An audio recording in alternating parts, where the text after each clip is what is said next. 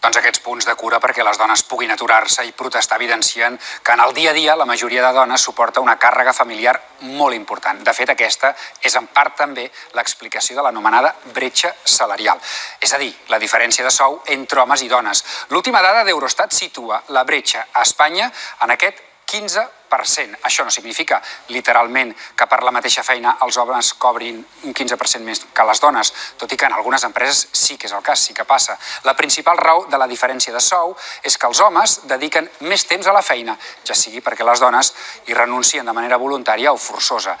Per poder-ho compaginar amb la feina a casa, fan més jornades reduïdes per tenir cura dels fills o familiars adults, com sentíem, que necessiten atenció, també fan menys hores extres i tenen, per tant, també menys possibilitats, menys probabilitats de promocionar-se, per tant, d'ingressar més diners.